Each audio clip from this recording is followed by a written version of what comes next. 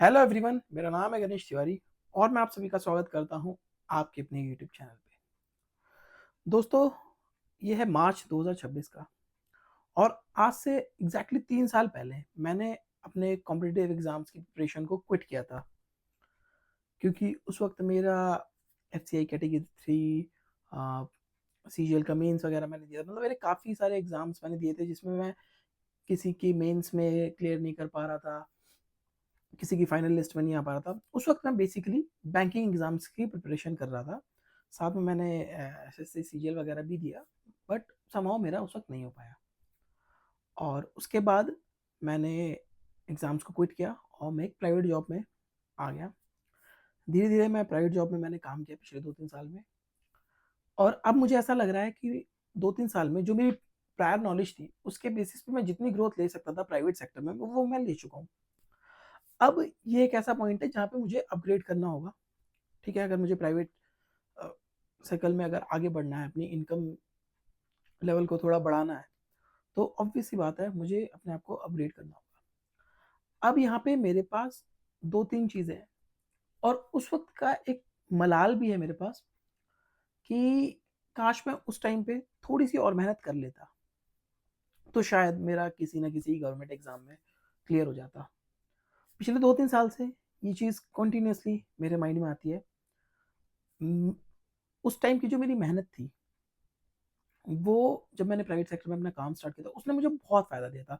जो 8-8 10-10 घंटे की जो सिटिंग की आदत पड़ गई थी, क्योंकि मैं एक ऐसा आदमी हूँ या फिर ऐसा इंसान हूँ जो एक जगह बैठ के एक जगह पे फोकस करना मेरे लिए थोड़ा सा टफ हो जाता, बट उस प्रिपरेशन की वजह से मेरे को हार्ड वर्क की आदत लग गई थी। और साथ के साथ पिछले 2-3 साल में मैंने नोटिस भी किया कि मेरा जो फेवरेट सब्जेक्ट है वो मैथ्स ही था। तो मैं कहीं भी जो अच्छा मैं बताता हूँ, मैं जब प्रिपरेशन कर रहा था तो मैं क्या करता था, जब भी मैं ट्रैवल कर रहा होता था तो कोई भी व्हीकल मेरे सामने से गया, कोई भी कार, बस, बाइक, मतलब अगर मैं उस जोन में हूँ तो मैं क्या करता था, उसमें 4 डिजिट का नंबर होता है, तो मैं उसको 2 में डिवाइड करता था, उसकी मल्टीप्लाई करता था, प्लस माइनस, मतलब जो भी मुझे उस वक्त सबसे टफ ऑपरेशन लगता था मैं वो परफॉर्म करता था चलते हुए माइंड में, जिससे मेरी कैलकुलेशन स्पीड काफ़ी अच्छी हुई। और बैंकिंग एग्जामिनेशन में प्रिपरेशन में, क्योंकि अर्थमेटिक का रोल ज़्यादा होता है, कैलकुलेशन का रोल ज़्यादा होता है, तो वो जो लोग बैंकिंग की प्रिपरेशन कर रहे हैं वो मुझसे रिलेट कर पाएंगे। तो वो चीज़ मेरे साथ अभी भी है, मैं अभी भी कहीं आता जाता हूँ तो वो एक इनबिल्ट मेरी, आप कह सकते हैं मसल मेमोरी हो गई है, माइंड मेमोरी एक तरह से आप कह सकते हो, कि कहीं भी अगर मैं जा रहा हूँ और मुझे कोई व्हीकल दिखा तो ऑब्वियस सी बात है मैं उसे करूँगा। तो पिछले 2-3 साल से मुझे हमेशा लगा कि यार मैं प्रिपेयर करूँ कि ना करूँ, दोबारा से एक बार एक और चांस दूँ या नहीं दूँ। मैं अभी 29 साल का हूँ और अभी मैं सोच रहा हूँ कि पिछले 2-3 साल तो चलो मैंने एग्जामिनेशन नहीं दिया, ऑब्वियसली मैंने पढ़ाई नहीं की, ठीक है। अब बात ये आती है कि अभी तक तो चलो जैसे तैसे मैं अपने आप को करता गया कि यार चलो भी मौका है, लेकिन अगर मैं इस बार भी अपने आप को चांस नहीं दूंगा तो मेरे मन में एक रिग्रेट हमेशा रह जाएगा कि यार मैं काश एक ट्राई दिया होता। तो अब मेरे मन में बहुत ज़्यादा एक इच्छा है कि मैं इसे दोबारा से स्टार्ट करूं, बट थोड़ा सा मैं कंफ्यूज हूँ कि क्या मुझे ये स्टेप लेना चाहिए या नहीं लेना चाहिए। उसका उसको डिसाइड करने के लिए मैंने एक चीज़ सोची है कि मैं मॉक टेस्ट दे के देखता हूँ उसमें कितने मार्क्स आते हैं। उसके बाद हम डिसाइड करेंगे कि हमें एग्जामिनेशन में आगे बढ़ना है या नहीं बढ़ना। मैं कुछ कॉन्सेप्ट्स की वीडियोस देखता हूँ कि मैं पढ़ पा रहा हूँ या नहीं, क्योंकि इससे पहले पिछले 3 सालों में मैंने एक दो बार ट्राई किया कि मैं कोशिश करूँ, मैं पढ़ाई करूँ, बट समहाउ वो चीज़ मेरे अंदर से नहीं आई। आई डोंट नो क्यों नहीं आई।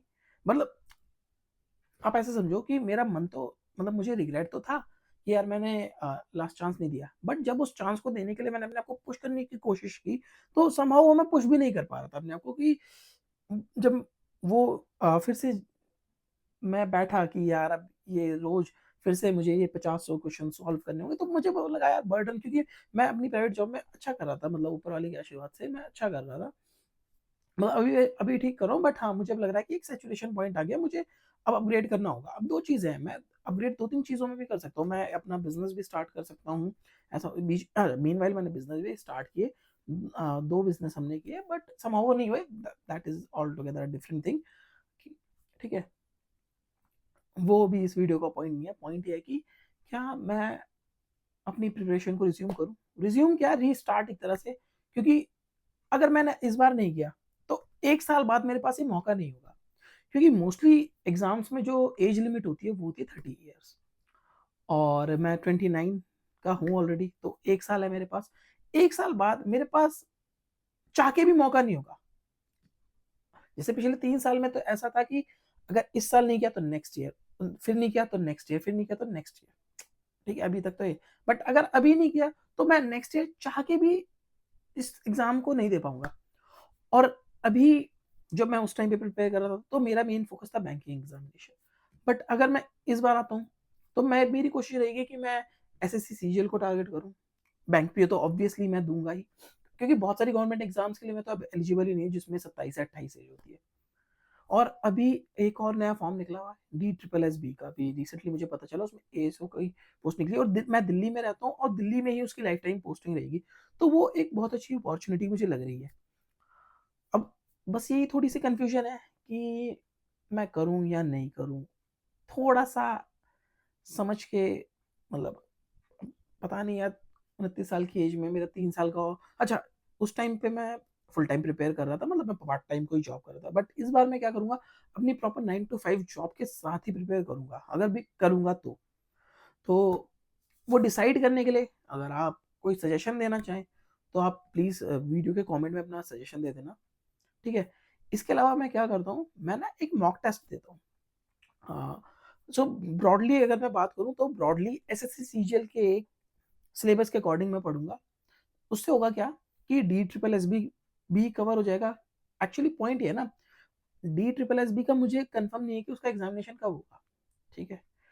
और बैंक पीओ के लगभग 3 एग्जामिनेशन आएंगे पीओ के, आरआरबी पीओ, आईबीपीएस पीओ और एसबीआई पीओ 2026 में। वो तीनों के लिए मैं एलिजिबल हूँ, प्लस एसएससी सीजीएल के लिए मैं एलिजिबल हूँ। तो ये 4 एग्जामिनेशन तो मैं दूंगा ही दूंगा। अच्छा, मैं एसएससी सीजीएल के सिलेबस को कवर क्यों करूंगा, क्यों, क्योंकि वो ओवरलैप होता है डी ट्रिपल एस बी में, सिर्फ उसमें आई एस हिंदी एक्स्ट्रा पढ़नी पड़ेगी। वो मैं देख लूंगा। मैं अभी नोटिफिकेशन मैंने प्रॉपर ओपन करके देखा नहीं, वो देख के मैं एक और वीडियो सेपरेट बना दूंगा कि उसमें आपको क्या चीज़ों की ज़रूरत है, फिर मुझे किस चीज़ों की ज़रूरत है, वो मैं उसमें बता दूंगा। अच्छा, बाकी फिर आते हैं बैंक में। बैंक में क्या होता है, ऑब्वियसली बैंक में रह बैंक की प्रिपरेशन करते हुए, बैंक में रहते हुए नहीं, बैंक एग्जामिनेशन की प्रिपरेशन करते हुए अ, मेरी अर्थमेटिक स्ट्रांग हुई थी। उसमें कैलकुलेशन का एक पार्ट रहता है, रीजनिंग होती है, रीजनिंग थोड़ी हाई लेवल आती है, जो कि सीजीएल से ऊपर होती है, तो वो ऑब्वियसली मैं उस लेवल की रीजनिंग करूंगा। प्लस उसमें जो इंग्लिश इंग्लिश ऑब्वियसली सीजीएल से अच्छी आती है, तो वो मेरा वहाँ पे इंग्लिश भी उससे आई मीन मैच हो जाएगा, कवर अप हो जाएगा। बचा मेरे पास जीएस एंड जीए। तो बैंकिंग एग्जामिनेशन में क्या होता है कि static GK plus current affair का ज्यादा वेटेज रहता है। स्टैटिक जीके भी, वो भी बैंक से रिलेटेड, फाइनेंशियल जो चीजें रहती है उससे रिलेटेड रहती है स्टैटिक और करंट अफेयर्स। अच्छा, अब आते हैं हम सीजीएल के सिलेबस में। तो इंग्लिश मेरी कवर हो ही जाएगी, रीजनिंग मेरी वहां से आई मीन बैंक की वजह से कवर हो जाएगी। अब मुझे यहाँ पे क्या करना होगा, मुझे सिर्फ एडवांस मैथ्स एक्स्ट्रा कवर करनी है, प्लस जो जीएस का पोर्शन है, जैसे हिस्ट्री, पॉलिटी, आपका ज्योग्राफी, इकोनॉमिक्स, और आपकी साइंस ऑब्वियसली उसमें physics chemistry, math, physics chemistry biology आ गई। ठीक है? तो ये सारी चीज़ें मुझे एक्स्ट्रा पढ़नी होगी, प्लस स्टैटिक जीके, जो कि नेशनल पार्क्स हो गए, फोक डांसेस हो गए आपके, और क्या होता है, माउंटेन रेंजेस, मतलब बहुत सारी चीज़ें, रिवर्स, मतलब जो चीज़ें चेंज नहीं होती, वो 10 साल पहले भी हुई थी, आज भी वही है, 10 साल बाद भी हुई होंगी। मतलब 10 साल पहले उसकी एज भी 10 थी, आज 20 है, 10 साल बाद उसकी एज 30 हो जाएगी। ये तो हो गया मैथमेटिकल टर्म में, बट जो स्टैटिक जीके है वो वैसी की वैसी रहेगी। ठीक है? तो आई होप आप समझ गए होंगे। बाकी एक काम करता हूँ, मैं एक मॉक टेस्ट लगाता हूँ। अब और अगर मैंने बेस बनाया एसएससी सीजीएल का, तो उसी का ही मॉक दे के देख लेते हैं कि कितने नंबर आते हैं। इस ईयर जो 2025 के प्रीलिम्स की जो कट ऑफ गई थी, वो गई थी 136 गई थी जनरल के लिए। तो लेट्स सी कि हम कितना स्कोर करते हैं लगभग 3 साल बाद, और उसके बेसिस पे हम डिसाइड करेंगे।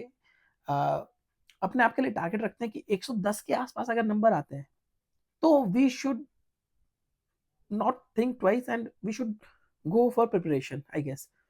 और अगर उससे कम आए तो I think we need to think about it once more. I mean, not once, maybe twice, maybe thrice, maybe more than that.